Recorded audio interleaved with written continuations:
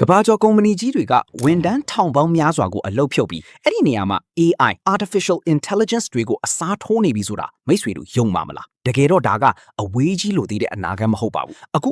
2026ခုနှစ်မှာကျွန်တော်တို့မျက်စိရှိမှတင်တိတ်တဆိတ်ဖြစ်ပျက်နေတဲ့လက်တွေ့အခြေအနေကြီးပါဘာကြောင့်ကုမ္ပဏီကြီးတွေကလူတွေထက် AI ကိုပိုသဘောကျလာတာလဲပထမဆုံးအချက်ကကုန်ကျစရိတ်ပါပဲလူတစ်ယောက်ကိုလစာပေးနားရက်ပေးအာမခံပေးရပြီမယ် AI ကတော့တရက်24နာရီတစ်ပတ်9ရက်လုံးလစာပေးစရာမလိုပဲအနားမယူတန်းအလုပ်လုပ်နိုင်လို့ပါ IBM လို့နီးပညာကုမ္ပဏီကြီးကဆိုရင်နောက်ပိုင်းမှာ AI နဲ့အစားထိုးလို့ရမယ်ရုံးလုပ်ငန်းခွင်နေရ9800ကျော်အတွက်လူအင်အားအသစ်ထပ်မခေါ်တော့ဘူးလို့ပြက်သားသားကြီးညာခဲ့လိုက်ပါလေဒုတိယအချက်ကတော့လှုပ်ဆောင်နိုင်စွမ်းပါအရင်ကလူတွေရပ်ပေါင်းများစွာအချိန်ယူလုပ်ရတဲ့ customer service စရင်စရာတွက်တာရိုးရှင်းတဲ့ကွန်ပျူတာကုတ်ရေးတာကအစဗီဒီယိုဖန်တီးတဲ့အထိ AI ကမိနစ်ပိုင်းအတွင်းမှာအမှားယွင်းမရှိလုပ်ပြီးနိုင်လာလို့ပါပဲအခုဆိုရင်နီးပညာကုမ္ပဏီတွေတင်မကပဲဘဏ်လုပ်ငန်းတွေမီဒီယာကုမ္ပဏီတွေနဲ့ကမ္ဘာလုံးဆိုင်ရာကုန်ထုတ်လုပ်ငန်းတွေမှာပါဝန်ထမ်းတွေနေရာကို AI နဲ့အစားထိုးဖို့လုပ်နေပါတယ်ဒါဆိုရင်မိတ်ဆွေတို့ရဲ့လက်ရှိအလုပ်ကအနာဂတ်မှာ AI နဲ့အစားထိုးနိုင်လားခင်ဗျားတို့ရဲ့အမြင်ကိုကွန်မန့်မှာရေးခဲ့ပေးပါဦးအခုလိုစိတ်ဝင်စားစရာနီးပညာနဲ့ကမ္ဘာဗဟုသုတအကြောင်းအရာတွေကိုနေ့တိုင်းကြည့်ရှုကျင်နေဆိုရင်တော့ကျွန်တော်တို့ရဲ့ channel ကို follow လုပ်ထားဖို့မမေ့ပါနဲ့ဦးနော်အားလုံးကိုကျေးဇူးတင်ပါတယ်